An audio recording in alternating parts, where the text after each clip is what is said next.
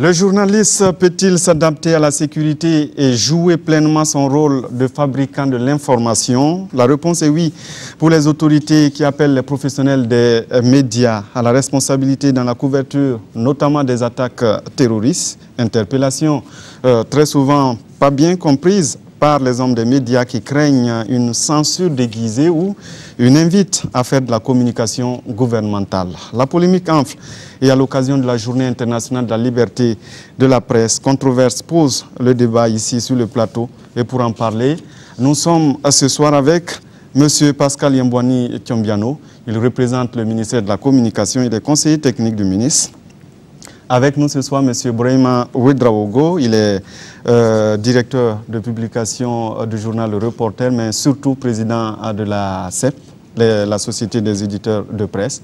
Avec nous, le lieutenant-colonel Saturnin Poda, il est donc du Centre de la gestion des crises du ministère de la Sécurité. Et avec nous, le docteur Cyriac Paré, enseignant-chercheur, mais surtout ici, directeur de publication du quotidien journal en ligne lefaso.net. Bonsoir à tous. Bonsoir. Bienvenue.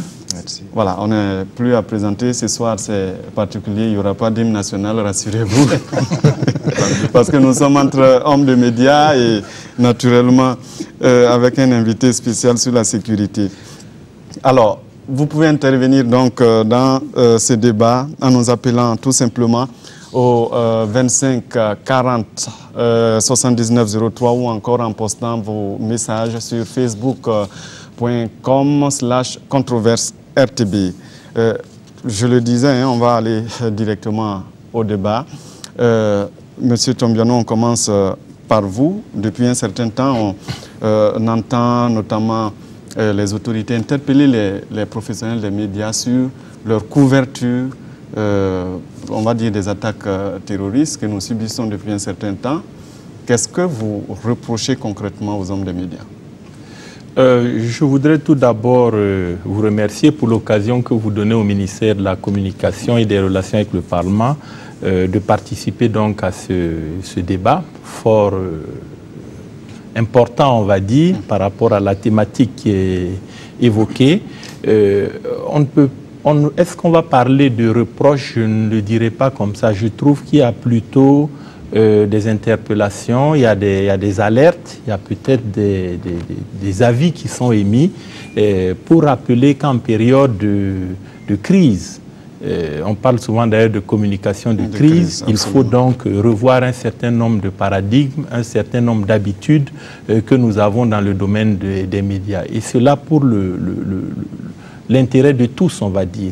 Les journalistes sont au service du peuple, tout comme les forces de défense et de sécurité. En réalité, il n'y a pas de hiatus, il n'y a pas de problème. Bien évidemment, chacun fait son travail et dans cette logique, il peut arriver certains dérapages. C'est donc juste amener les journalistes, la presse de façon générale, à faire son travail sans pour autant, on va dire, porter atteinte à la sécurité de l'ensemble des populations et du pays. Je crois que c'est juste sur ces aspects-là que certaines interpellations sont faites dans le but, en tout cas, de parfaire le processus. Sinon, il n'y a pas... Le processus, oui. Comment le faire si, par moment, Brahima Ouedraogo, on entend très souvent appeler à la responsabilité sociale des journalistes.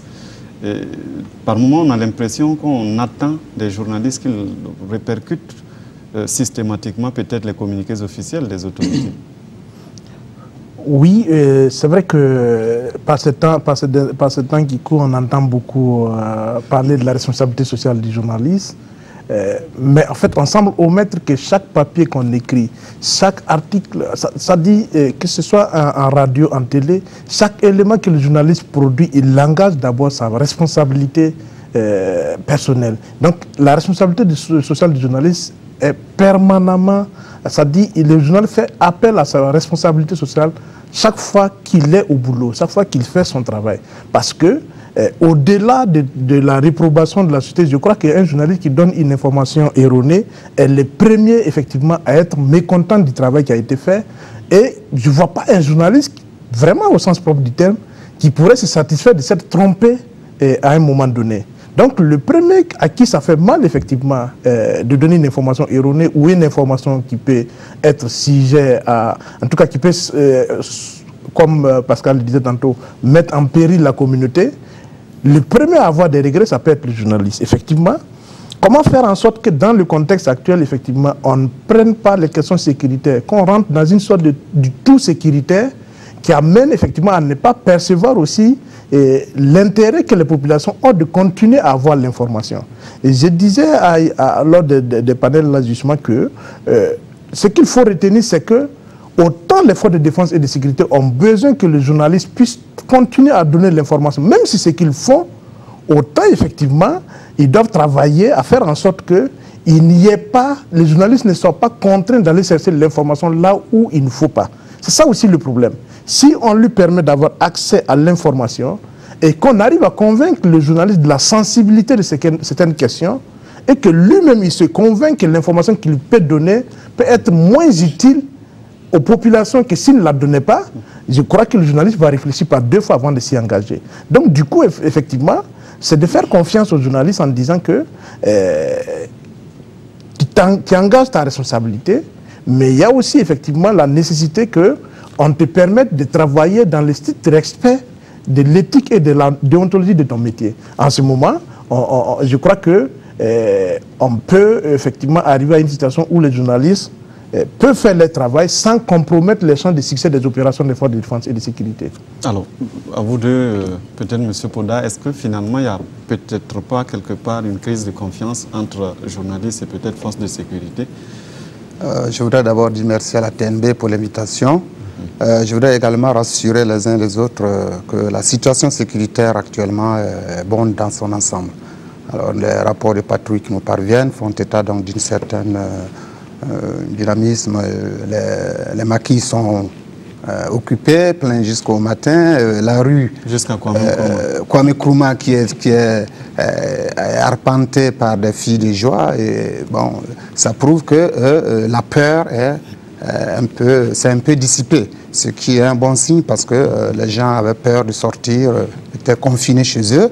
Et donc les rapports de patrouille que nous recevons font état de ce regain de vivacité au sein de la population. Alors, maintenant, pour venir à votre question, alors il y a effectivement peut-être une certaine méfiance parce qu'il y a ces incompréhensions-là. On se méfie un peu des uns des autres alors que bon, nous sommes appelés justement à travailler ensemble à pouvoir donc venir à bout de ce phénomène-là. Alors, je crois que ce sont des incompréhensions, sinon que autant nous avons besoin du journalisme, comme le journaliste a besoin aussi de nous, pour pouvoir donc travailler.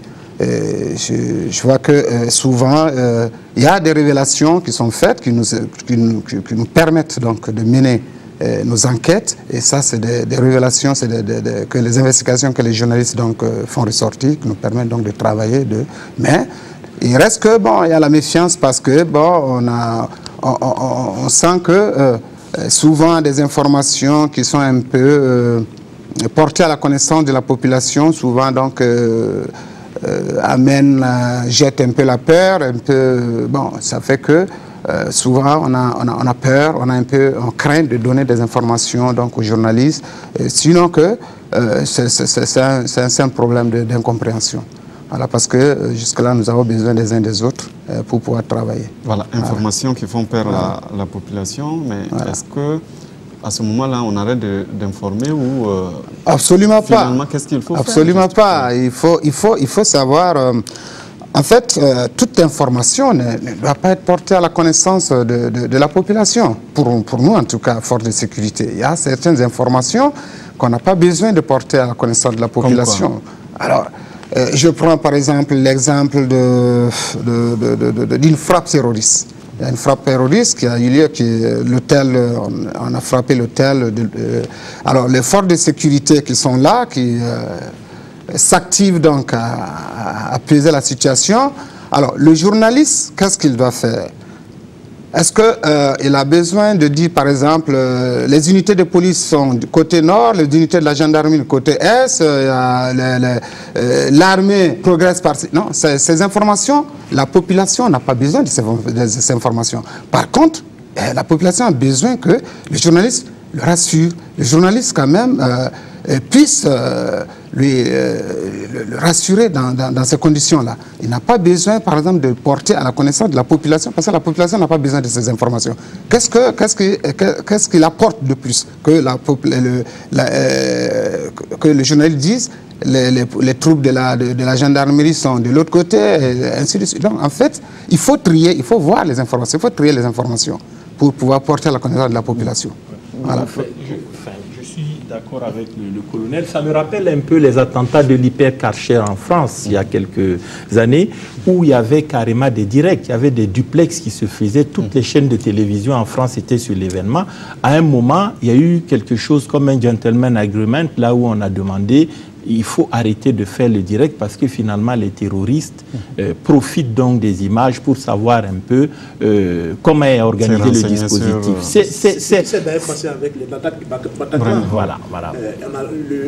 Les autorités de sécurité passaient par le CSA, sont passés par le CSA pour demander aux médias français de différer, de ne pas aller trop dans les directs, mais de différer d'un certain nombre de minutes, peut-être une trentaine de minutes, je crois, si je m'abuse. Et les gens diffusaient, un léger différé, voilà. Plutôt aller vers la formation. On a le docteur pareil qui est sur le plateau, il va sans doute nous éclairer, mais moi je suis convaincu que c'est une matière tellement sensible, tellement nouvelle, on ne peut pas en vouloir aussi aux journalistes. Nous-mêmes qui sommes dans la profession, je crois que j'ai personnellement besoin d'informations et de formation dans ce domaine spécifique. Voilà. Ce moment aussi, donc, qui a peut-être besoin d'être absolument. Informé. Donc les journalistes ont besoin d'être encadrés, formés, et à cette matière sensible-là pour pouvoir faire le travail dans les meilleures conditions. Docteur Paré, il a écouté attentivement. Oui, j'ai écouté attentivement. Le colonel dit qu'il faut faire le tri.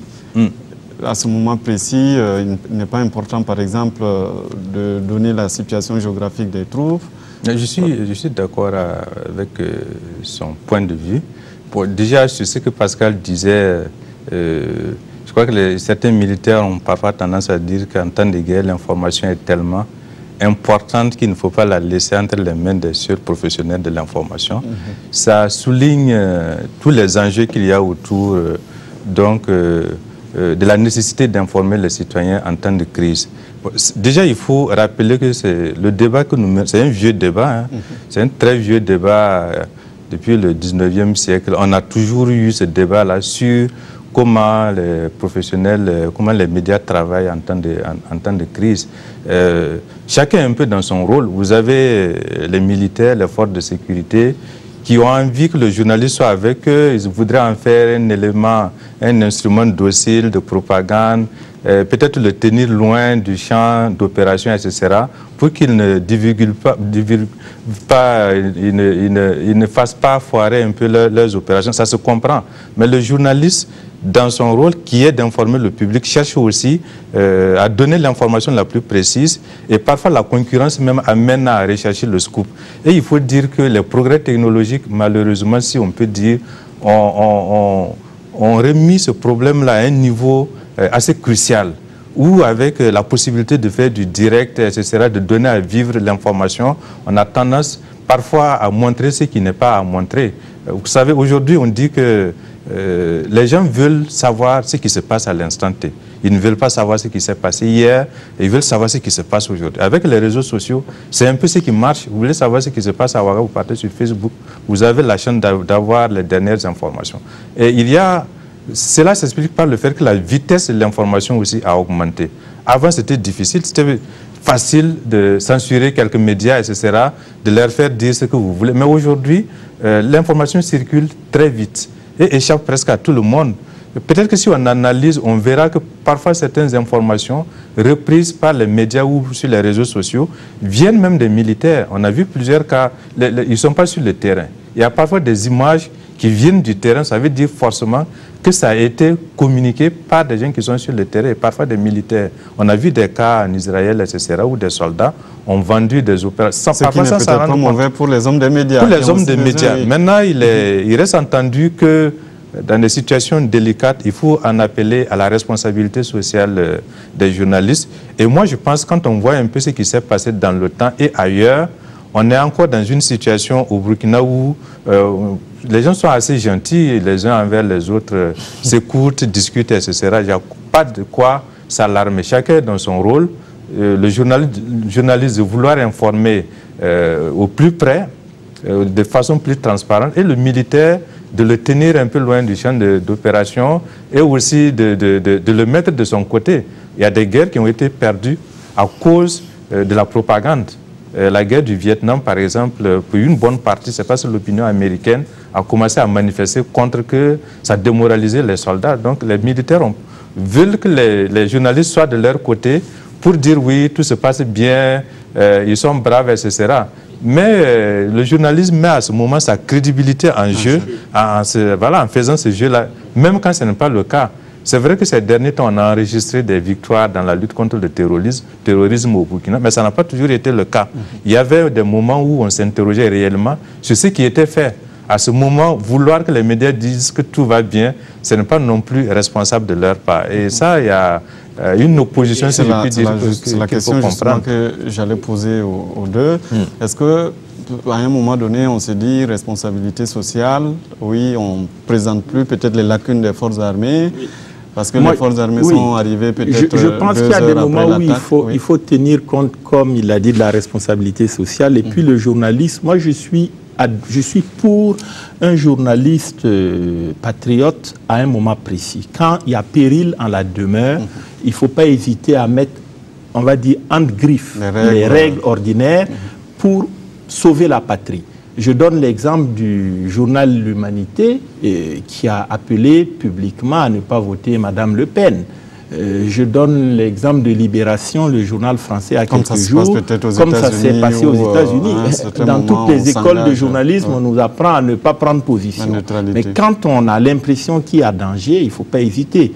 Maintenant, demander aux journalistes aussi de faire de la propagande totale, là, peut-être que je ne suivrai pas... C'est peut-être pas la propagande, la question que je pose en fait. Est-ce que lorsque il y a attaque sur Kwame Nkrumah, les forces de sécurité arrivent peut-être 2 heures après, est-ce qu'on tait peut-être l'intervalle de l'attaque et l'intervention, sous prétexte qu'on va démoraliser peut-être les forces. Est-ce que dire, relater des faits, dire que les forces de l'ordre sont arrivées en retard, est-ce que ça démoralise? Moi, je ne pense pas. Je pense que si vraiment les forces de l'ordre sont arrivées en retard, ben, il faut le spécifier, il faut le dire et peut-être chercher à savoir pourquoi elles sont arrivées en retard. Peut-être que ce reportage va aider d'ailleurs à l'avenir nos forces de défense et de sécurité à être beaucoup mieux équipées. Si c'est un problème de véhicule, si c'est un problème de carburant, si c'est un problème d'organisation, voilà. Je crois qu'il faut simplement savoir raison, savoir aller vers la dose, ne pas dépasser. Voilà, ne pas dépasser la dose. Professionnel, tout patriote. simplement, tout simplement. Nous ne demandons pas de faire de la propagande. Non, on a besoin juste d'un soutien un peu auprès des hommes, hein, pour que ce n'est pas de la propagande en tant que telle. Et autant vous ne faites pas de l'apologie des choses, des terroristes, il ne faut pas nous faire la propagande. Mais on a besoin quand même que quand les choses sont bien faites aussi, qu'on puisse le reconnaître, dire que bon, c'est bien. Ça permet de rehausser un peu le moral. Maintenant, quand on arrive en retard, par exemple, ça, par exemple, c'est une question, c'est un problème. On n'a pas besoin, effectivement, de bon, nous sommes arrivés en retard. Est-ce que ça ne fait pas partie de la tactique, de la stratégie même que nous mettons en place? Nous sommes arrivés en retard par rapport à quoi? Donc, il y a tout un ensemble de choses qui font que vous avez une attaque, il faut d'abord situer, savoir où il faut localiser, il faut faire, il y a un travail à faire au préalable avant de foncer. Alors, donc, et peut-être même qu'il y a des gens qui sont déjà en place. Généralement, c'est ce que vous voyez, c'est la troupe qui vient. Il y a déjà peut-être des gens qui sont déjà sur place. Il y a même il y a toujours les hôtels, les trucs, il y a toujours des gens qui sont là-bas pour pouvoir mener les premières opérations en attendant que le lot de la troupe arrive. Alors, donc, si on dit les forces de l'ordre ne sont pas là, alors qu'il y a les forces de l'ordre qui sont présentes. C'est de la troupe peut-être qu'on parle alors que... La troupe, voilà. Donc, la population ne va pas comprendre que réellement, bon, il y a un problème de choses. C'est comme si, vraiment... Alors que le plus souvent, c'est pas ça. C'est pas ça. Ça dit qu'il faut que... moi, je veux que les gens cherchent aussi à comprendre. Il faut que vous puissiez Autant les hommes en tenue, aujourd'hui, vous avez des communicateurs parmi eux qui ont fait les mêmes écoles. Si vous les approchez, et ils ont quand même la science de la communication, ils ont également l'art l'art militaire. Ils vous diront que ce soit la police, que ce soit la gendarmerie, que ce soit l'armée de terre, vous avez des communicateurs, vous avez des gens qui sont outillés pour ça. Pour tout dire, il faut aller à la source. Il faut aller faire à la source, tout à fait. Je pense que l'armée garde encore parfois trop sa réputation de grande muette. Voilà. Par exemple, le cas que vous citez, l'attaque sur Kwame Nkrumah, le retard, la troupe peut être en retard sur l'intervention, mais ce temps-là, on ne peut pas ne rien dire. On dit que la communication, c'est comme la nature à la horreur du vide. Donc, on peut expliquer qu'est-ce qui est en train de se faire. On peut ne pas tout dire. Vous pouvez développer des éléments de langage qui aident à rassurer. Lorsqu'on dit qu'en temps de crise, ce dont les gens ont besoin prioritairement, ce n'est ni boire ni manger, mais c'est l'information, savoir qu'est-ce qui se passe. Et s'ils ne savent pas ce qui se passe, ça peut même perturber le déroulement. Ils peuvent aller là où il ne faut pas aller. Il faut expliquer.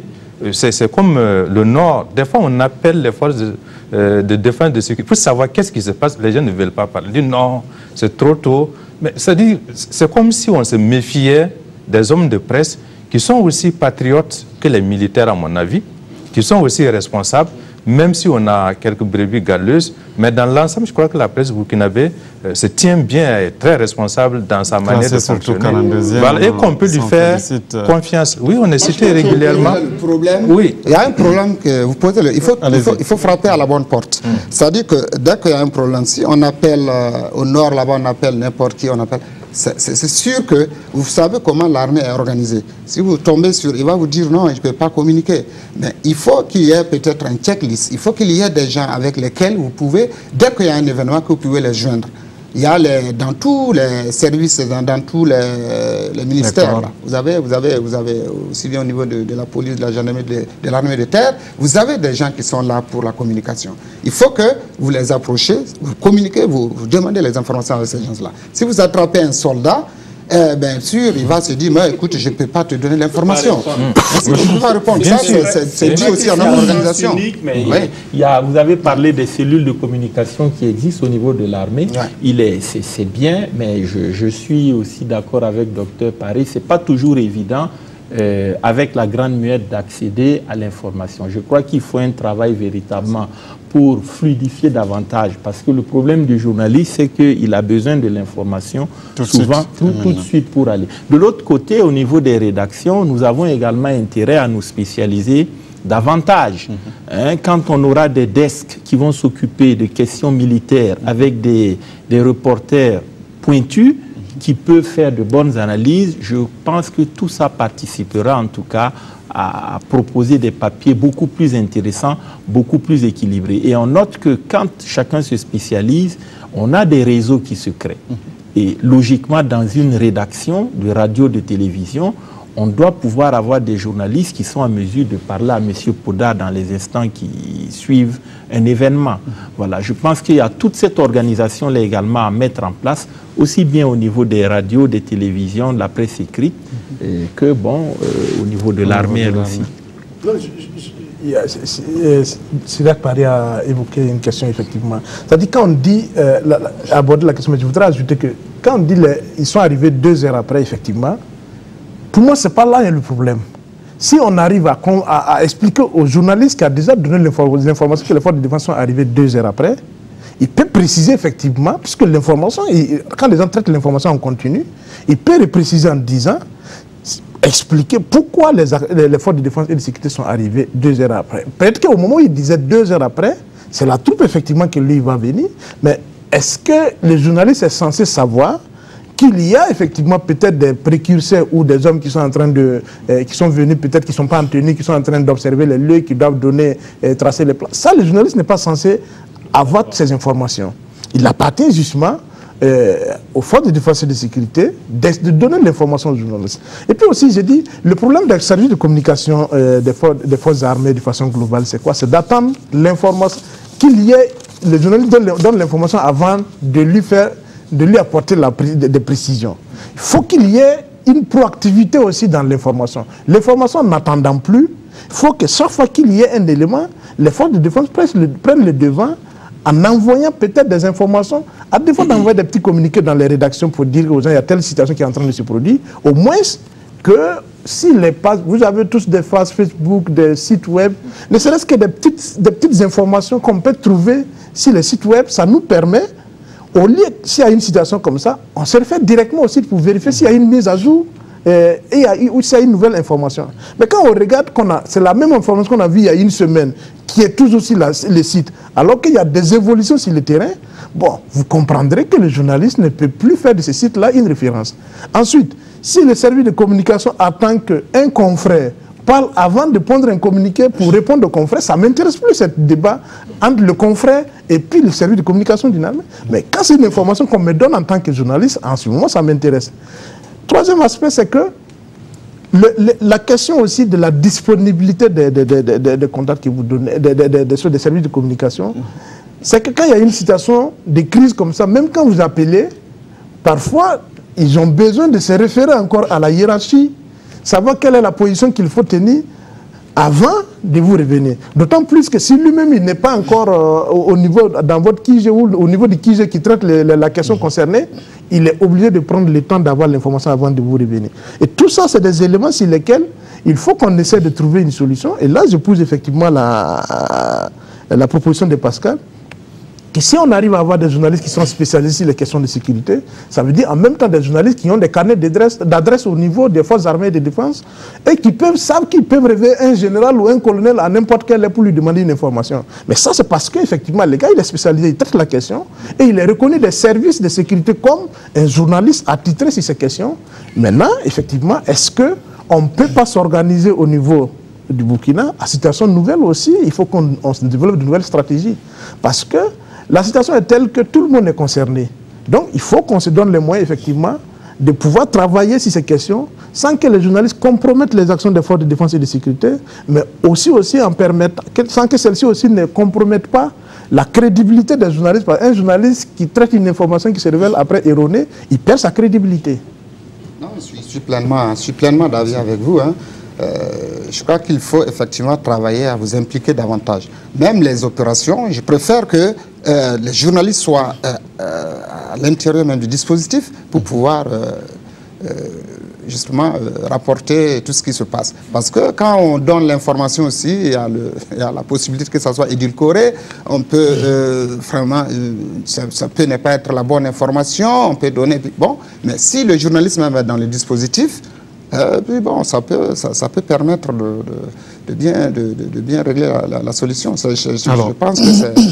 Pardonnez-moi, oui, allez-y. Tout à l'heure, la force Barkhane, ce qui s'est passé, je crois, avec l'opération Panga. Oui. Je crois qu'il y avait des reporters qui étaient embarqués avec les équipes militaires, qui ont même partagé les mêmes repas, utilisé les mêmes logements. Je crois que tout ça participe, en tout cas, ça permet de resserrer les liens. Et c'est là où les réseaux se tissent.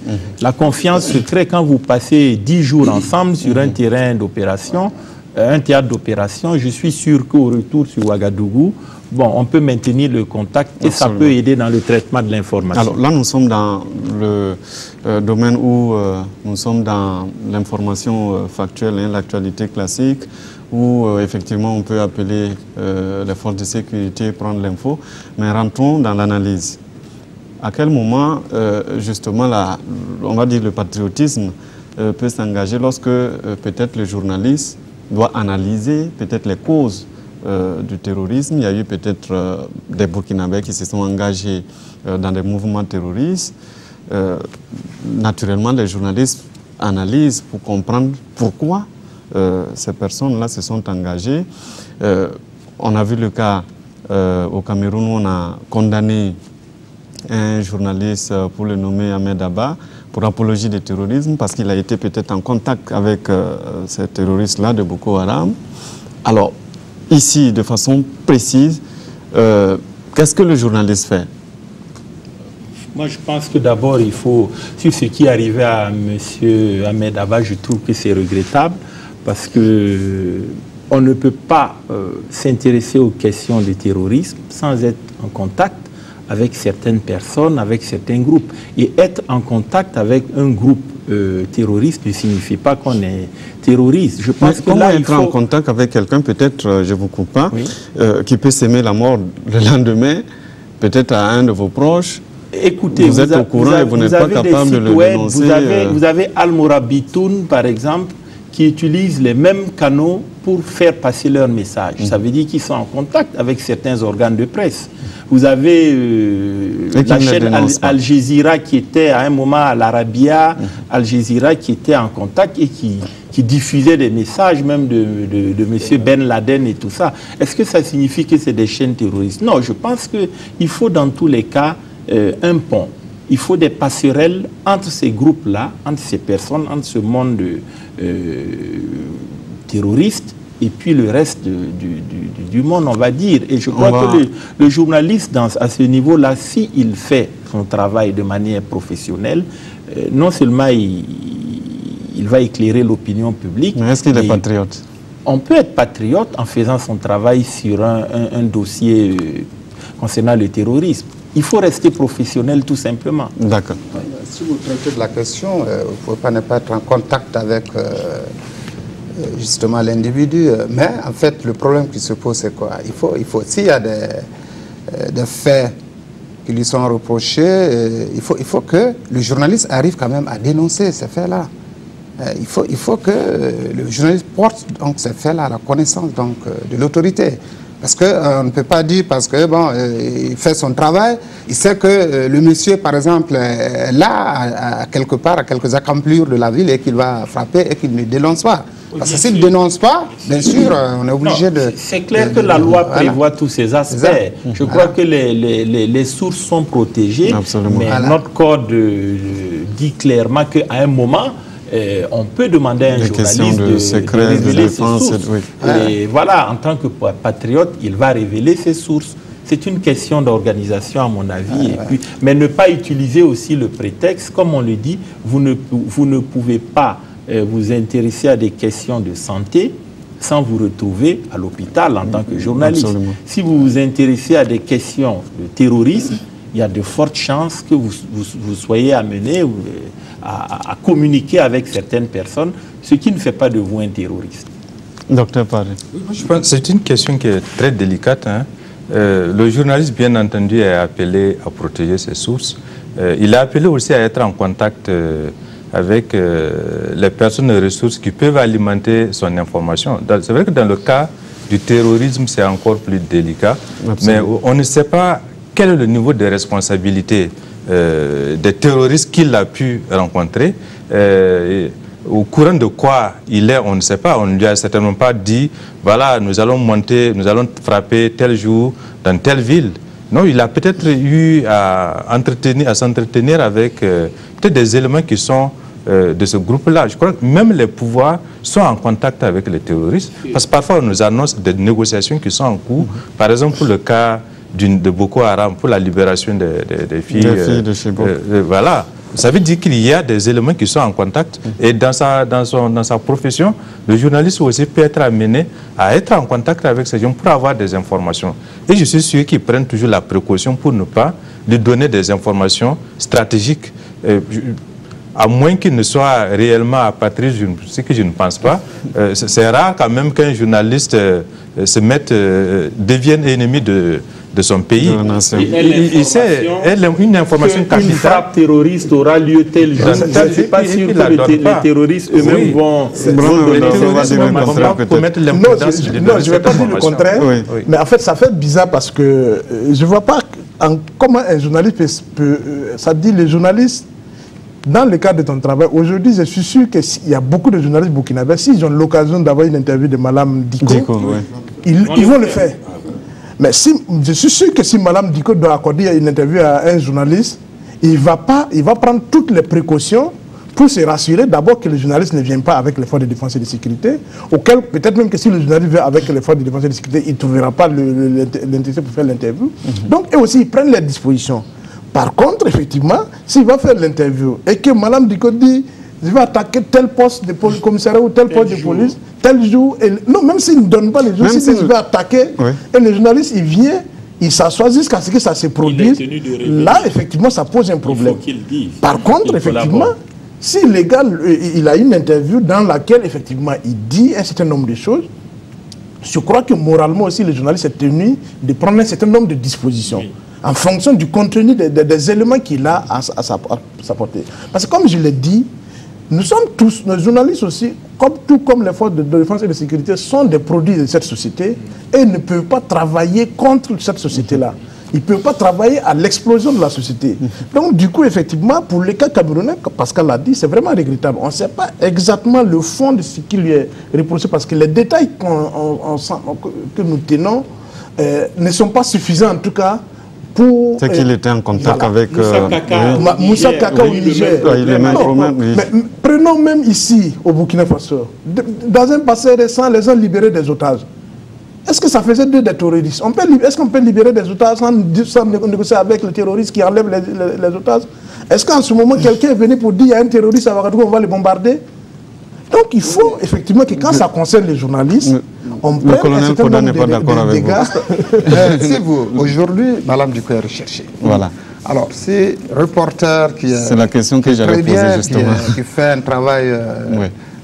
en passant vraiment d'investigation, arrive à interviewer Madame Diko, quelque part dans les déserts maliens ou quelque chose comme ça. Et si le reporter ne porte pas ça à la connaissance, ne serait-ce que, même si il ne lui a pas dit je vais frapper tel ou tel jour, mais je pense que le reporter doit pouvoir quand même dire que j'ai eu à donner la position en fait du monsieur. Si le reporter ne donne pas la position du terroriste et qu'on arrive à découvrir que bon, il y a eu même une interview qui s'est produite tel jour et qu'il n'a pas porté ça à la connaissance, ça pose problème. S'il connaît, ça pose problème. S'il connaît le lieu, parce que ça me fait penser à quelque chose. Ça me fait penser à quelque chose. Avant vous. Il y a un reporter qui est rentré en contact avec les FARC, les Forces armées révolutionnaires de Colombie, une année. Et il a réalisé une interview en pleine forêt et immédiatement son pays lui a dit mais il faut que tu nous dises où ça s'est passé. Mais il a dit, qu'est-ce qu'il a dit? On m'a pris à tel endroit en ville, on m'a bandé les yeux, on a fait le tour de la ville 2 ou 3 fois et ensuite je me suis retrouvé en pleine brousse. Bon, malgré sa bonne volonté, il ne peut que dire que l'interview s'est faite dans la brousse, dans la forêt. C'est pour dire que les terroristes, eux également, des stratégies, ils prennent des précautions, mais tout ça doit être mis sur la table. Comme je l'ai dit, moi je suis vraiment pour la formation et pour la synergie vraiment des efforts. À partir du moment où les forces de défense et de sécurité et les journalistes ne se regarderont pas en chien de faïence, partiront du principe qu'on est vraiment les maillons d'une même chaîne. Je crois que la confiance là va permettre de partager un certain nombre d'informations. Oui, mais là, ce n'est pas forcément un problème de formation, hein, c'est peut-être beaucoup plus difficile. Oui. Parce que le journaliste... Là, je crois que c'est une conception des choses. Hein. Juste dire à mon collègue que si je fais une interview, c'est pour publier. Sinon, si c'est pour aller m'asseoir discuter avec Madame Diko, on n'est pas des amis, je ne vois pas en quoi il peut m'intéresser si ce n'est pas pour me donner, pour que c'est l'interview qui fait effectivement que je peux avoir un intérêt pour lui en tant que chose. Peut-être aussi comprendre ses motivations. Peut-être qu'on peut faire une interview qui va servir aux forces de défense et de sécurité. C'est ça aussi qui est important. Parce que peut-être tout le monde en parle aujourd'hui, il est recherché. Mais en sachant qu'il est recherché, je suis sûr que si le jour où il se décide à accorder une interview à un journaliste, il prendra toutes les dispositions pour que l'interview se fasse en lieu où on ne viendra pas le trouver. Parce que s'il peut se cacher pendant tout ce temps que les forces de défense n'arrivent pas à le trouver, s'il veut faire une interview aussi, il se donnera les moyens pour ne pas être trouvé. Donc c'est pour dire en fait qu'il faut qu'on comprenne qu'à un moment donné, autant effectivement toutes les informations que vous recherchez, peut-être même que si vous avez des informations, peut-être si Madame Diko, et que vous communiquez aux hommes de médias, que personne ne sait jusqu'aujourd'hui, peut-être ça peut aider aussi à l'identifier. C'est ça aussi les choses. Parce qu'ils ont cet art aussi. Ce qui fait qu'ils arrivent à s'en sortir, c'est là qu'ils ont de pouvoir se camoufler, de rentrer. Sans vous couper, il y a quand même que si Mme Deko décide de vous accorder une interview, c'est qu'il a une idée en tête. Elle a besoin d'une propagande. Tout à fait. C'est une communication. Tout à fait. Généralement, quand les terroristes approchent les hommes des médias, c'est qu'ils ont un message à faire. C'est clair. Pour expliquer leur motivation, ou peut-être même pour engager des négociations, tendre un peu la perche. Voilà, donc ce n'est pas forcément mauvais en soi. Dans tous les cas, les journalistes qui réussissent à rentrer en contact avec ce genre d'individus peuvent rarement aider des forces de sécurité. Comme Pascal l'a dit, ils prennent toujours la précaution. Voilà. Ou alors, vous dites, vous les trahissez, j'allais dire entre guillemets, et ils ne vous font plus appel. Alors que ce sont des gens qui peuvent aider aussi à peut-être à tisser des ponts avec ces gens-là. Je crois que partout, la plupart, en tout cas, on cherche à rentrer en contact avec eux, peut-être pour négocier, ou peut-être pour... Il y a parfois des motivations politiques qui ont besoin de s'exprimer. Et ils ont besoin des médias. Et les médias peuvent, à un certain moment, servir de pont, etc.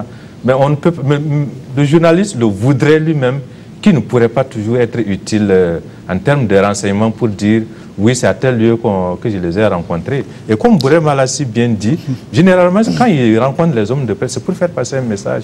Ce n'est pas pour donner des secrets à divulguer 10 ans après, mais c'est pour faire passer un message immédiatement.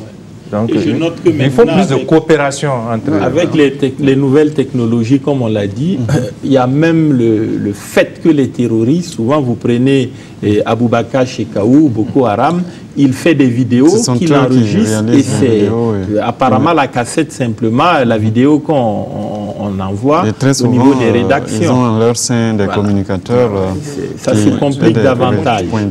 Des sites où ils balancent, où ils ont des lieux où ils déposent pour que peut-être les journalistes les récupèrent. Oui. Alors, malheureusement, on n'aura pas de controverse ce soir. Le sujet fait tellement consensus. On va aborder peut-être un autre point, c'est le secret militaire ou secret défense. Alors, le colonel va nous expliquer à quel moment, justement, on parle de ce secret de défense. Est-ce que ce n'est pas souvent des terminologies pour écarter ou les journalistes peut-être à distance de l'information militaire? Non, pas du tout. Le secret de défense, le secret militaire, c'est prévu par le code pénal.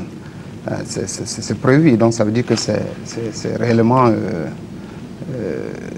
c'est une infraction si vous venez donc à dévoiler dans le secret militaire. Je pense que le secret de défense, secret militaire, en fait, c'est de manière générale, c'est tout ce qui touche aux opérations militaires qui peuvent justement entraver donc les opérations militaires. C'est tout ce qui touche à la vie de la nation, en fait. Même, c'est pas uniquement le côté militaire seulement. Il n'y a que sur le plan économique, il y a des points stratégiques, il y a des domaines qui peuvent être concernés donc, par le secret de défense. Et si effectivement il y a des... Notamment l'énergie. Voilà, ce sont des choses qui sont assez indiquées peut-être sensibles. Le plus grand point de la Sonabi. Donc si effectivement des informations, vous révélez toutes ces positions, tous ces trucs qui peuvent donc... justement porter atteinte à la vie de la nation, c'est pas intéressant. Donc le secret militaire, c'est pas des choses qu'on invente pour pouvoir écarter les journalistes. C'est une réalité. Et pour peu que vous violez ce domaine-là, ça peut porter un coup assez dur pour la nation. Donc c'est réellement, c'est même prévu par le code pénal. Il y a des cas où c'est justifié, effectivement. Il y a d'autres cas où ça sert de prétexte, de couverture un peu, pour ne rien dire, pour faire tout ce qu'on veut au nom du secret de défense, même du secret d'État, etc. C'est un peu ça le problème. Il y a des informations qui relèvent, je ne dirais pas de l'ordinaire, mais que les citoyens sont en droit d'attendre des forces de défense et de sécurité. Il faut les donner, mais des fois on est confronté à cet argument, je ne dirais pas ce prétexte, on dit non, c'est secret défense, c'est secret militaire, etc. Alors que parfois, il suffirait d'expliquer aux journalistes le bien fondé et de leur donner un minimum pour en faire même des partenaires qui vont vous aider à expliquer pourquoi c'est comme ça, pourquoi vous voulez faire ceci. Mais quand on repousse de façon systématique tout ce qu'on demande comme information, comment ça se passe, on dit non, secret de défense. Alors qu'en même temps, on a peut-être des soldats qui envoient à leurs amis des photos. Voilà, je sais que c'est. Oui, ou bien des médias étrangers. Oui, des médias étrangers. Vous avez le cas de l'opération Panga. On a appris le bilan par RFI. Je crois que Bayard aussi, c'est presque pareil. Beaucoup plus Bayard que Panga. Est-ce que vous approchez si on approche, vous demandez, je crois qu'on peut quand même encourager vos responsables de la communication, que ce soit bien l'armée, que la gendarmerie. Il faut les approcher. Oui, il faut les encourager. Il y a un effort qu'il faut reconnaître. Mais ce n'est pas arrivé comme on dit. Il y a encore des efforts à faire. Les rythmes encore peut-être là. On sent de leur part l'envie de communiquer. Je ne sais pas s'ils ont la bonne compréhension de leur hiérarchie, mais on a des chargés de communication qui ont fait communication, ce qui n'est pas le cas de leurs supérieurs, qui parfois, je ne dirais pas, sont dans de vieux schémas, mais ne réfléchissent pas comme ces gens-là. On a eu certains de vos communicants qui sont passés par le département de communication de l'université, qu'on a eu, voilà, etc., qui comprennent les enjeux de l'information et du journalisme, et qui, si on les laissait faire, communiqueraient autrement. Mais j'ai l'impression que la hiérarchie ne comprend pas l'enjeu de la même manière. Et malheureusement, ça se retourne contre vous. Il y a des choses qu'ils pourraient dire, on dit non, il ne faut pas dire, il ne faut pas parler aux journalistes, etc. Alors qu'ils ont peut-être même des amis qui pourraient les aider dans ce qu'ils font. Voilà.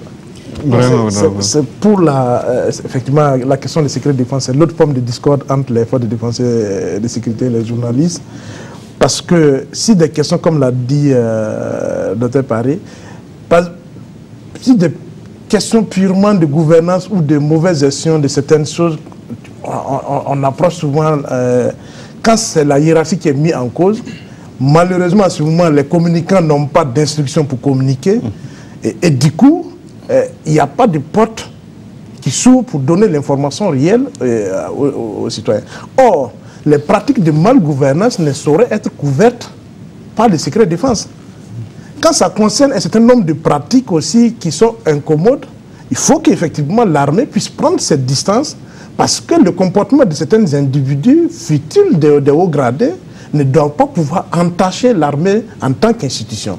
C'est là où effectivement nous attendons beaucoup de choses au niveau de la hiérarchie militaire, que ce ne soit pas seulement si les questions de lutte contre le terrorisme, lutte contre le banditisme, qu'on permette aux communicants de pouvoir s'informer, mais quand les journalistes effectivement ont des questions relatives au fonctionnement même de l'institution armée ou par rapport aux pratiques de certains acteurs à l'intérieur, que l'armée ne soit pas solidaire effectivement de ces acteurs qui de l'intérieur ont des pratiques qui n'honorent pas l'armée. C'est là aussi un autre élément qu'il faut effectivement faire tout pour sauter le verrou de cette secret, en tout cas qui ne devrait pas avoir lieu et qu'on peut couvrir par le secret de défense. Ça ne relève pas du secret de défense. Malheureusement, dans certaines situations, on a vécu des situations. Moi, je me rappelle, par exemple, en 2011, on travaillait sur les questions des élèves par balle de mauvaise qualité. Et ni les communicants, ni la hiérarchie ne voulaient parler. Mais c'est des individus qui ont passé la commande. L'armée ne devrait pas engager sa responsabilité dans des pratiques des acteurs qui ont choisi de faire des pratiques qui portent même atteinte à l'honorabilité de l'armée et qui, plus elle, met les soldats en danger. Donc, ça, c'est des éléments de fond, effectivement, qu'il faut à un moment donné, qu'au niveau de la hiérarchie militaire, on prenne cette distance et mieux qu'on aide les journalistes, effectivement, à élucider les faits, parce que c'est des pratiques, non seulement ça met en danger les hommes, mais en plus aussi, ça n'honore pas l'armée, parce que l'armée doit incarner la droiture. Voilà, c'est ça. De toute façon, avec les réseaux sociaux, pendant ce temps, j'ai passé un message peut-être de l'autre côté, si on peut avoir les réactions des téléspectateurs. Il est clair qu'en pareille circonstance, avec de tels événements, c'est ce que vous avez évoqué sur la question des gilets, c'est tellement gros comme scandale qu'on a intérêt en tout cas à trouver la formule et à communiquer dessus et à donner la bonne information. Sinon, je suis convaincu que c'est au sein même de ceux à qui sont destinés ces gilets pare-balles, puisqu'ils savent que leur vie est en danger, ce sont ces mêmes personnes qui vont sans doute communiquer, notamment par les réseaux sociaux, pour attirer l'attention, prendre l'opinion à témoin en disant on est en train de nous livrer du matériel de mauvaise qualité. D'où la nécessité d'aller à la source de l'information et donner la bonne information. Non, je suis pleinement d'accord avec vous. Hein. De telles pratiques ne sauraient relever de secret défense. Ça, c'est des subterfuges, des problèmes de gouvernance ne peuvent pas relever donc de secret défense. Ça, c'est absolument des subterfuges pour pouvoir... non, non. Enfin, mais comme je l'ai dit, c'est clairement les secrets de défense, le secret militaire, c'est clairement, c'est défini et c'est clair. Donc, on ne peut pas acheter de mauvais outils, de matériel qui n'a pas ça, et puis après... se retrancher derrière le secret militaire. Non, ça ne peut pas passer. Ça ne peut pas passer. Non, je pense qu'il faut faire carrément la chose. On peut peut-être comprendre qu'on ne nous dise pas au chiffre près le montant du budget peut-être de l'armée ou le montant des ou bien les effectifs. Je ne sais pas, je ne suis pas militaire, je ne sais pas si ça fait partie de ce fameux secret, mais il y a des chiffres peut-être qu'on n'est pas obligé de donner, mais quand il s'agit de questions de gouvernance, effectivement, il faut creuser l'abcès pour faire avancer les choses. Est-ce qu'on n'est peut-être pas victime de notre histoire quand on sait que nous avons connu quand même une histoire dirigée pratiquement 50 ans durant par des militaires qui sont passés peut-être par des états d'exception, qui n'ont pas forcément intégré la notion de démocratie dans les habitudes. Est-ce que nous ne payons pas peut-être... C'est clair que les mauvais les réflexes d'antan, si vous avez un militaire, qu'il soit maintenant à la vie civile ou pas, les réflexes demeurent. Et il faut travailler à les casser en griffes, à cultiver les bons réflexes, et puis bon, les réflexes qui sont moins bons, il faut s'en départir. Sinon, on est dans un monde où tout est communication, comme dirait l'autre, et quand on ne communique pas, quand on ne va pas aux sources, c'est la rumeur qui prend le dessus, et là, c'est encore plus dramatique. Mais c'est vraiment plus dramatique. C'est pas seulement les militaires, hein. Ça, c'est... Oui, même l'administration, il y a qu'à voir, c'est-à-dire le culte du confidentiel, etc. Il n'y a pas que dans l'armée. Malgré le vote... Voilà, malgré la loi aujourd'hui, qui n'est pas encore à l'œuvre. Qui permet aux journalistes d'avoir accès à l'information. Même les citoyens ordinaires. Vous voulez une information, on droit à l'information selon cette loi votée par le CNT. On va vous dire d'écrire, vous faites une demande. Ce qui est d'autant vrai que ce n'est pas seulement sur les militaires. Je sais que je travaille sur un sujet, je suis allé dans une administration pour avoir l'information. On m'a refusé l'information. Oh, c'était affiché. C'était au tableau d'affichage. Moi, je voulais juste le document officiel qui est parce que moi, je voulais m'informer par rapport à la réglementation. On a dit non, on ne peut pas vous donner ça sans l'autorisation du directeur général. Et quand je suis sorti, j'ai appelé quelqu'un, je lui ai demandé, mais pourquoi tu vas demander? Va dans le tableau d'affichage, que c'est affiché là. Et je me suis reparti, j'ai vu que c'était affiché. Je suis rentré, j'ai dit à la dame en question, il dit, mais ce que tu m'as refusé, c'est affiché dehors. Ça, c'est le réflexe. C'est le réflexe de dire qu'il y a un secret là où il n'y en a pas. Voilà. De certaines organisations, vous avez l'essentiel des informations. Oui, mais à ce moment, ce n'est peut-être pas la personne qui vous a communiqué, vous ne citerez pas son nom. Non, mais voilà. Est-ce qu'on n'a pas peut-être peur de se présenter comme porteur de l'info? Non, en fait, c'est comme il a dit, on a à la fois, vous l'avez bien dit, on a une tradition de la cachotterie au niveau de l'administration. On a comme l'impression que tant que le chef ne dit pas, donne quelque chose à quelqu'un, on estime que tout est secret et ça doit rester à l'intérieur. Or, peut-être même que tu rends service au chef en donnant ce qui est officiel et qui n'est pas caché, tu n'as pas besoin de dire. On n'a pas besoin de cacher ce qui n'a pas besoin de l'être. C'est ça le fond du... Alors, Adama Coulibaly nous a rejoint. Adama Coulibaly, bonsoir. Bonsoir Simon Gongo et bonsoir chers téléspectateurs, des questions et des réactions. Tout d'abord, Karim Rwamba à Seba, il faut que la sécurité garde aussi le secret professionnel. Il y a des opérations militaires qui se passent sans journalistes, mais après l'info circule dans tout le pays. Frédéric Ninkema à Ouagadougou, il faut qu'on laisse les journalistes faire leur travail.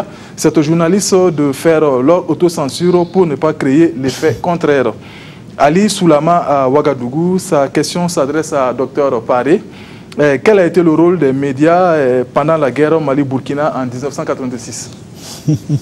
Abdul Fattah Ozeba à Ouagadougou, en Europe, quand il y a une attaque, la presse donne l'info avec précision. Mais pourquoi ici les forces de l'ordre s'opposent à la circulation de l'information? Issa Ouedraogo à Ouagadougou, toujours, le vrai problème se pose au niveau de la sécurité. Elle doit créer un comité de crise en cas de problème dont des journalistes feront partie. L'info peut, contrairement à ce que l'on pense, dissuader. Ensuite, nous avons M. Sommet à Bobo Dioulasso. Le journaliste doit être professionnel. Il doit par conséquent se former pour savoir quoi traiter et quoi censurer. M. Mohamed Ouedraogo à Zignaré, il faut dire que la presse a contribué à faire la propagande du terrorisme. Tanti Rebecca à Bérégadougou. Quand les forces de défense et de sécurité organisent des patrouilles, on voit souvent un tapage médiatique. Mais quand ça ne va pas, il faut aussi laisser les médias en parler. Et enfin, Kyrie Benjamin Fonsa sur Facebook. L'information est un droit, mais seulement on a souvent l'impression que certains hommes de médias donnent l'information avec passion. Le ton du journaliste ne doit-il pas être fonction de l'information? C'est tout pour cette série de questions. Merci à vous, Adama Koulibaly, et merci à tous les téléspectateurs qui ont donc participé à ce débat. On va peut-être commencer par Tanti Rebecca, qu'il faut saluer parce qu'elle est toujours à cette émission. Alors, quand les forces de sécurité organisent leur patrouille, en gros, lorsque les forces de sécurité ont besoin des journalistes, les journalistes sont là, mais quand il s'agit du contraire, ce n'est pas toujours possible. Il faut peut-être relativiser parce que ce n'est pas toutes les fois que nous associons les journalistes dans nos patrouilles. Des fois, nous le faisons, mais les critiques après les patrouilles sont toujours acceptées. Quand vous participez aux patrouilles avec nous, après le débriefing, ce que vous donnez comme observation, nous le prenons en compte. En fait, je pense que jusque-là, les gens n'ont pas tellement compris les choses. On n'empêche pas les journalistes vraiment de faire le travail. Nous disons que souvent, la population n'est pas à même de faire souvent la différence entre ce qui peut compromettre les opérations et puis l'information neutre. Donc c'est pourquoi nous disons qu'il faut que les journalistes fassent le tri. Il faut faire le tri. Voilà. Quand on nous dit qu'en France, c'est pas vrai. Quand les attaques se font après, il y a un laps de temps avant qu'on porte ça à la connaissance des choses, des populations. Nous avons vu les frappes du 15 janvier. Mais c'est pendant que les opérations se déroulaient que les gens, en même temps, ils communiquaient en direct. Et c'était dangereux. Il y a des gens même qui ont dit, voilà, il y a telle autorité qui se trouvait dans telle chambre. Donc ça, on était obligé d'intervenir pour interrompre. Tout à fait. Mais bon, il aurait fallu que nous nous référons peut-être à l'autorité de régulation qui est le CSC pour peut-être... Mais bon... Le CSC qui devait être là d'ailleurs ce soir, je pense que nous allons prendre ça, nous allons prendre ça en compte. Mais effectivement, si nous voyons que vous mettez les hommes en danger, on est obligé, par nos corps défendants, de stopper les choses. Donc en fait, nous ne refusons pas que les journalistes portent des critiques, communiquent, donnent des informations, mais nous disons qu'il faut que les informations, quand même, une information qui n'apporte pas grand chose à la population, on n'a pas besoin de divulguer. Non. Il y a une frappe. Ce qui est intéressant, c'est de dire à la population et de les dissuader d'aller vers ce côté parce qu'il y a le danger. C'est de les rassurer, de les dissuader. Mais on ne peut pas se mettre vers le périmètre de sécurité. Voilà, donc c'est ça, en fait. C'est ça qui nous amène souvent à la question de M. Sommet, je crois que Pascal Yambouani Tombiano a déjà répondu. Le journaliste doit être professionnel, il doit par conséquent se former pour savoir quoi traiter et quoi censurer. Donc on a déjà répondu à la question. Et puis, cette question de Mohamed Ouedraogo, les journalistes, notamment la presse, a contribué à faire de la propagande du terrorisme. Ça m'a fait sursauter quand je l'ai entendu dire, quand j'ai entendu effectivement cette lecture. Je ne sais pas, je ne vois pas en quoi les médias ont contribué à la propagation du terrorisme, ni au Burkina, ni ailleurs. Parce que si c'est donner l'information qui a contribué à la propagation du terrorisme, là je regrette. Mais au contraire, l'information a aidé effectivement à ce que... Parce que ce que les gens ne voient pas en fait derrière l'information, aujourd'hui, avec les terroristes, l'information est devenu un enjeu pour tout le monde. Un enjeu pour les pays, mais un enjeu aussi pour les terroristes. C'est pour ça d'ailleurs, il faut mettre les médias à contribution, pour que les médias puissent informer même suffisamment les citoyens, pour qu'eux-mêmes puissent prendre une posture par rapport à comment effectivement se tenir face au contexte actuel. Maintenant, c'est ce qu'on appelle la coproduction de la sécurité. Voilà, on l'a évoqué effectivement. Il faut qu'on travaille justement à cette coproduction de la sécurité parce que, comme on l'a dit, lui, il a pris la question de l'information qui est une chose tellement sérieuse qu'il ne faut pas la laisser aux professionnels des médias. Mais je crois aussi que la question de la sécurité, comme on l'a dit, est devenue tellement une question sérieuse qu'il ne faut pas seulement la laisser aux seuls mains des professionnels de la sécurité, parce qu'il y a d'autres aspects qui ne rentrent pas forcément dans le combat ou dans ce qui les chefs les forces de défense et de sécurité sont formés pour. L'information aussi est une arme contre le terrorisme. Si on doit, si on élit ce volet de la contribution de l'information à la lutte contre le terrorisme, je crois qu'en fait, on va travailler à une situation où les forces de défense vont affronter les terroristes dans le silence et que peut-être aussi qu'on ne saura pas exactement qu'est-ce qui se passe et que nous serons tous en danger sans qu'on se rende compte. Est-ce qu'il faut, même pour l'intérêt, même pour les forces de défense et de sécurité, je crois qu'il faut travailler à ce qu'on sache un certain nombre de choses. On n'a pas besoin de savoir ce qui compromet leur action. Mais on a besoin aussi au moins de donner l'information sur ce qui peut les arranger et ce qui peut arranger aussi les populations. Ne serait-ce que si ces questions-là, il y a quand même nécessité d'avoir l'information dans ce dispositif de lutte contre le terrorisme. Alors, moi, je voudrais insister sur ce fait. Il faut rappeler que le terrorisme est un fait de société. Ça se passe dans la société et les médias parlent de ce qui se passe dans la société, y compris les actes terroristes. Ce n'est pas pour autant qu'ils font l'apologie ou la propagande du terrorisme, mais ils parlent de ce qui se passe dans la société. Et généralement, les professionnels des médias sont assez responsables pour ne pas ouvrir leur page, leur micro aux terroristes pour qu'ils fassent leur propagande.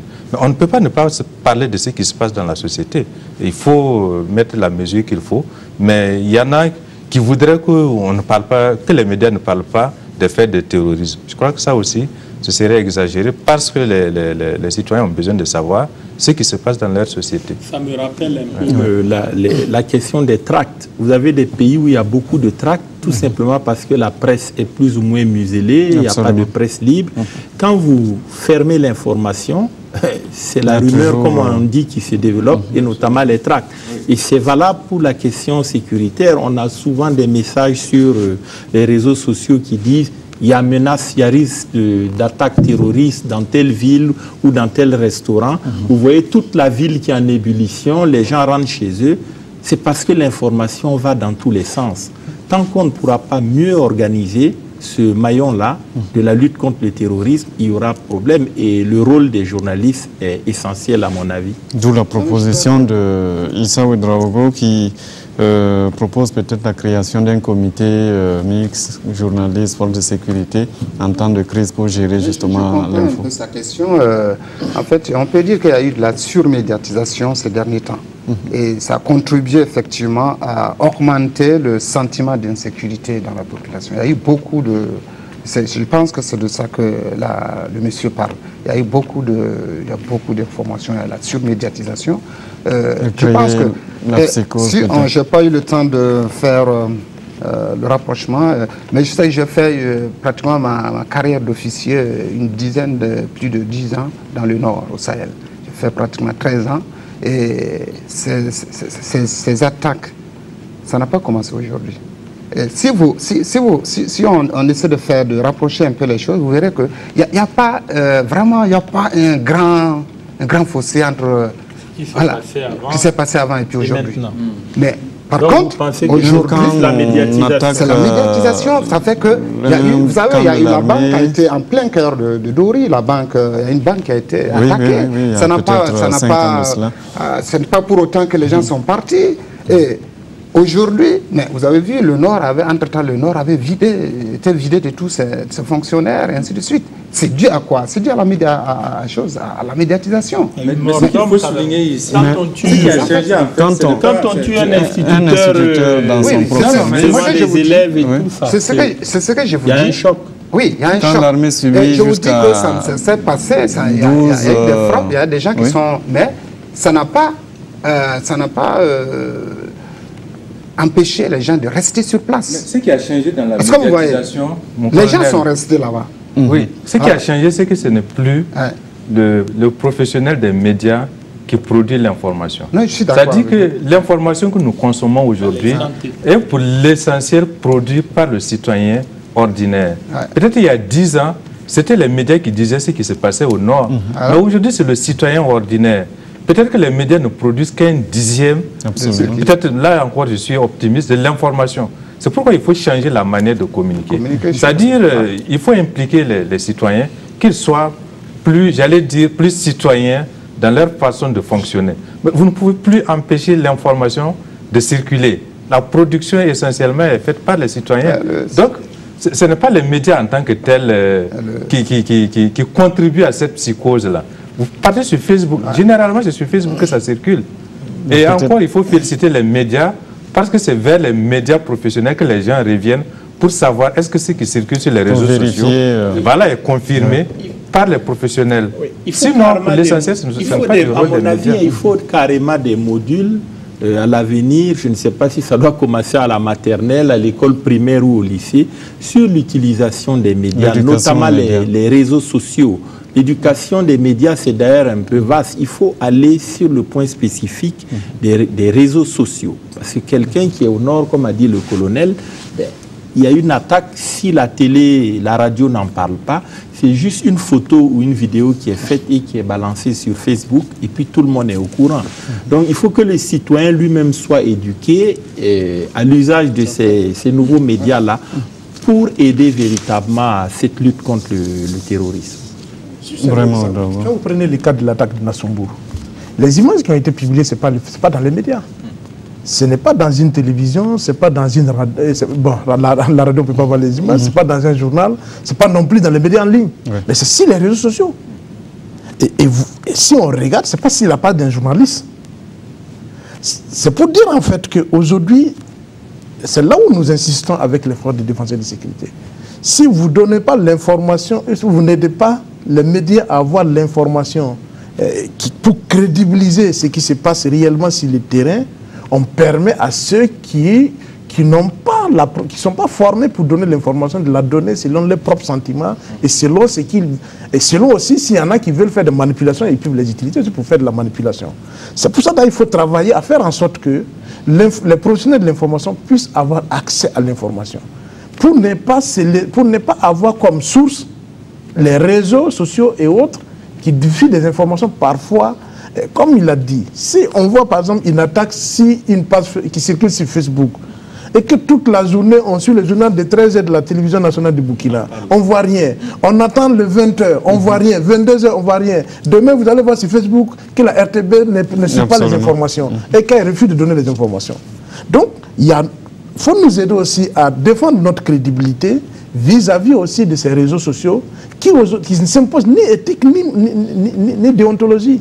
C'est ce que dit d'ailleurs Karim Rwamba. Il y a peut-être des opérations militaires qui se passent sans journaliste, mais quelques minutes plus tard, on retrouve ces infos qui circulent à travers le pays. Parce que les médias classiques ont pris le pli. La RTB a un site web, il y a des pages Facebook, donc il suffit d'approvisionner ces différents médias-là avec des contenus fiables. Et je crois que le téléspectateur lui-même, les Burkinabés seront rassurés d'aller trouver des informations sur le site de la RTB ou bien des médias, d'autres médias beaucoup plus connus.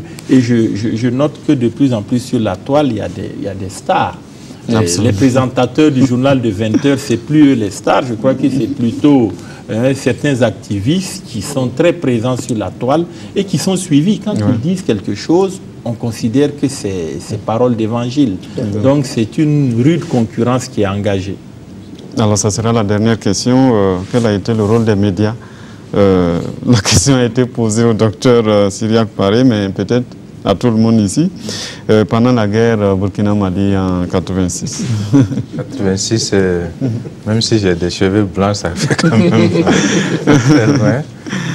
Bon, c'est vrai que ça fait partie de l'histoire, on devrait connaître dans l'histoire des médias, mais il faut se rappeler qu'on était dans la période révolutionnaire. Et qu'il n'y avait pas les réseaux sociaux. Et qu'il n'y avait pas les réseaux sociaux, il y avait surtout les médias mainstream. Voilà, il y avait la radio, c'était les médias publics. Il y avait la radio qui servait la propagande. La radio. Voilà. Vous, on parle de propagande, mais nous, on a aimé ça. Moi, je venais d'être engagé dans l'armée.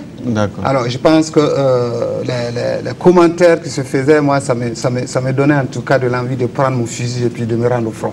Ça, je peux le dire, même si c'est de la propagande. Mais je sais que, en tout cas, ce que les journalistes racontaient, vous pouvez regarder, fouiller dans vos archives, vous verrez, ils sont toujours en vie, ces journalistes. On a des doyens qui sont... Nous, on a aimé ça. On a aimé ça parce que ça nous donnait, ça nous mettait le baume dans le cœur. C'est-à-dire là, c'était je pense que si vous trouvez que c'est d'accompagnement. Voilà, c'est de la propagande. Ça fonctionnait à plein régime. Voilà. Et puis c'est mauvais de dire. Non, c'est pas. Non, on ne dit pas que c'est mauvais. On veut juste dire tout à fait. Même les musiciens étaient rentrés dans la danse. Je sais qu'il y avait. Mais à l'époque, c'était sous la Révolution. Il n'y avait pas que pour la guerre du Mali, Burkina-Mali, que les médias ont servi j'allais dire, de support de propagande. Pour toute la politique qui était en œuvre à l'époque, les médias n'avaient que ce rôle-là d'accompagner le gouvernement dans ce qu'il faisait. Mais je crois qu'ils ont joué merveilleusement ce rôle. On ne peut pas le leur reprocher dans le contexte qui était le leur, mais ça je le comprends parfaitement. Même si le journaliste ne peut pas forcément se retrouver dans ce rôle-là. Mais ça dit... En cas de guerre entre États, la marge de manœuvre est encore plus restreinte pour le journaliste. C'est une question de patriotisme. Le journaliste sous la période révolutionnaire, par exemple, d'abord c'était des journalistes révolutionnaires. Donc communicateurs. Donc c'était des... Ça c'est vous qui le dites, sinon on les considérait comme des journalistes. Et leur rôle, c'était d'accompagner la marche radieuse, comme on le disait, de la Révolution. Une fois que vous êtes peut-être dans un carcan de ce genre, c'est que vous n'êtes plus dans le journalisme. Ça ne pose pas de problème. Est-ce que ça vous pose problème? Non, pas du tout. Mon collègue, pour vous rassurer, si on ne le souhaite pas, mais c'est sûr que si on se retrouve dans une situation pareille de conflit État à État entre le Burkina et notre pays, on ne le souhaite pas. Vous allez voir que vous allez pouvoir compter sur l'appui des journalistes. Mais pourquoi vous ne le faites pas avec terrorisme? Non, mais est-ce que dans l'histoire récente de notre pays, ce n'est pas arrivé peut-être avec le coup d'État? Voilà, par exemple, si cette affaire du coup d'État, vous avez vu effectivement que les journalistes certains ont risqué leur vie effectivement parce qu'il fallait défendre aussi un certain nombre de principes. Donc c'est pour dire que si on se retrouve dans ce genre de situation, il faut faire confiance au libre arbitre du journaliste. Et les journalistes, si on sommes dans une situation cruciale, il sait aussi en tenir compte dans le traitement de l'information. Mais ce qu'il ne perd pas de vue, c'est son rôle aussi d'informer, son devoir d'informer, quel que soit le moment. Maintenant, ça ne veut pas dire que il y a des moments où il faut choisir pour donner l'information, et il y a des moments aussi où il faut choisir pour dire, bon, je fais, excusez-moi le terme, mais vous ne l'aimez pas, mais la propagande. Parce que quand on se limite à chanter, à dire que c'est ça qu'il faut faire, c'est ça qui est bon, les gars, ils sont tout beaux, tout propres, il n'y a pas d'autre expression que la propagande. Même ce que le colonel dit, je pense que jusque-là, les journalistes, les médias burkinabés ont plutôt bien accompagné les forces de défense et de sécurité dans la gestion du terrorisme. Certes, il y a eu des cas où ils ont été très critiques, mais je pense que c'était justifié. Il y avait des questions qui se posaient auxquelles il fallait répondre. Par exemple, quand on critique le fait qu'il y ait des soldats très jeunes qui se retrouvent sur les champs des opérations sans un encadrement que les civils jugeraient conséquent, il faut expliquer comment ça fonctionne. Voilà, mais si vous n'expliquez pas comment l'armée fonctionne, on ne peut pas savoir. Si par exemple on attaque le même endroit 2 fois, 3 fois, et on se rend compte que chaque fois on dit oui, les secours sont en route, mais pourquoi les secours ne restent pas sur place? Ce sont des questions qui relèvent du bon sens que le citoyen se pose. Ce sont des questions de logique, on dirait. Maintenant, c'est à l'armée aussi, en termes de communication, de s'expliquer. Et là, je profiterai pour dire... Vous fustigez, on ne peut plus donner d'explication. Non, mais c'est après coup. C'est des jeunes qui sont... après coup. Le débat commence. Vous savez, c'est bien structuré dans l'armée. Oui, alors c'est bien structuré, c'est vraiment carré. Un colonel ne va pas aller commander un groupe qui va, ou une équipe qui quand vous... Tactiquement, c'est l'équipe qui est là-bas et l'équipe n'est pas commandée, c'est commandé par un colonel. C'est commandé par... C'est un caporal. Et c'est comme ça, c'est fait. Une équipe de 4 personnes, vous n'allez pas dire, et c'est eux qui, s'ils doivent éclairer, mais il va sans dire que s'il y a les premiers coups de lui. Donc en fait, on ne peut pas dire que voilà,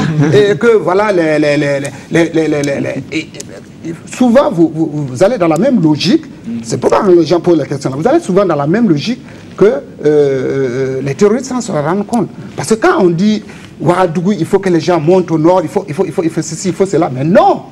Mais non. Le centre, c'est là que le terroriste recherche. Ce n'est pas le nord. Quand il vient, il voit que il s'attaque aux soldats qui sont là, mais c'est ici, il vise.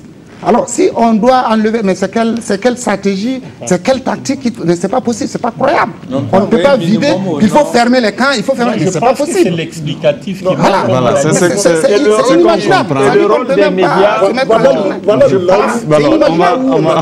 on va recadrer un peu les choses. Ce n'est pas possible. Je crois que chacun est dans son rôle. Et oui, vraiment. Là où, effectivement, c'est là où on reproche des choses à l'armée, aux forces de défense et de sécurité. C'est-à-dire, quand il y a une situation pareille qui se produit et qu'on donne la liste des soldats qui sont tombés, en fait, les citoyens ordinaires n'est pas censé savoir que pour un poste avancé, pour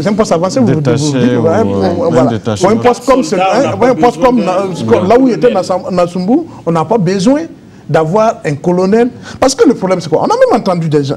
Ce qui rebutait les gens, c'était quoi? C'était que voilà une situation qui se produit. Les forces de défense et de sécurité ne s'expriment pas beaucoup, ne nous donnent pas d'explications. Mais c'est le politique qui essaie de nous rassurer sans nous donner l'information réelle. Donc, entre le mutisme des forces de défense et de sécurité et le politique qui a... Excusez-moi, déjà quand c'est un politique, on ne lui fait pas du tout confiance. Donc quand les professionnels qui doivent nous donner l'information ne le font pas, ils laissent la parole aux politiques. Mais naturellement, vous permettez aux gens de douter. Et le problème de fond, c'est quoi? C'est que les journalistes se retrouvent dans une position où, effectivement, très rapidement, même quand vous envoyez, on fait les obsèques, on liste, même dans les discours officiels, en aucun moment on a expliqué pourquoi il n'y avait que des jeunes soldats. Ça aussi, du point de vue que le recrutement se fait à 20 ans. Oui, mais on n'est pas censé savoir. Quand on a parlé de spécialisation, on recrute un soldat de 20 ans. Sur la spécialisation, il appartient aux rédactions également de prendre les dispositions pour que ce genre de questions-là soit traité de manière professionnelle. On n'a peut-être pas besoin qu'un journaliste puisse faire, par exemple, un éditorial ou en tout cas faire un commentaire, une réflexion ou un article pour expliquer pourquoi on a des soldats aussi jeunes sur le front et expliquer que la place d'un colonel, comme il l'a dit ici, n'est peut-être pas au nord, mais à Ouagadougou. Non, pas au nord, non, je précise, pas au nord. Sur le terrain de... Je fais 15 ans au nord, hein. Non, moi j'ai dit au nord, voilà. C'est sur le terrain. Ça dit que vous êtes sur il y a un PC qui est là. Voilà. Mais le colonel, c'est quand vous faites les patrouilles là, c'est pas le colonel qui sera avec une équipe de 4 personnes. Mais je crois qu'on reproche au colonel de ne pas sur le front. Oui. Je ne pense pas qu'il y ait eu des reproches, par exemple, du fait que le colonel n'est pas au front. Les gens sont à Ouagadougou, ils n'ont jamais bougé de Ouaga. Il y a peut-être eu des commentaires qui sont allés dans tous les sens. Ça allait dans tous les sens. Parce que quand il y a trop de spécialistes, trop de stratèges militaires, nous, ça nous freine ça nous freine non, dans notre volonté de communiquer. Parce que finalement, c'est comme si on se laisse les gens aller. Si les cellules de communication de nos forces de défense et de sécurité sont en phase avec nos rédactions, qui apprennent également à se spécialiser, je pense qu'on aura trouvé le bon milieu pour informer la population. Bien conclu. On va s'arrêter là pour ce soir. Je crois que le colonel s'est retrouvé un peu seul. Pascal Yemboni Thiombiano est très journaliste dans l'âme, donc il a rejoint très facilement ses collègues journalistes, si bien que le colonel s'est battu tout au long de l'émission. Merci à Pascal Yemboni Thiombiano. Je précise que vous êtes conseiller technique du ministre de la Communication et vous représentez le ministère de la Communication sur ce plateau. Avec nous aussi, M. Brahima Ouedraogo, président de la CEP, et puis directeur de publication du journal Le Reporter. Avec nous, le lieutenant-colonel Saturnin Poda du Centre de gestion des crises au ministère de la Sécurité et le docteur Cyriac Paris, qui est enseignant-chercheur et aussi directeur de publication du journal en ligne de Faso.net. Merci à vous qui nous avez suivis. On espère qu'on vous a apporté quelque chose à travers donc, ce débat, journalisme et défis sécuritaires. Merci de nous avoir suivis. Merci à toute l'équipe technique qui aussi nous a supporté tout au long de cette émission. Bonne soirée et bonne suite de programme sur la RTV.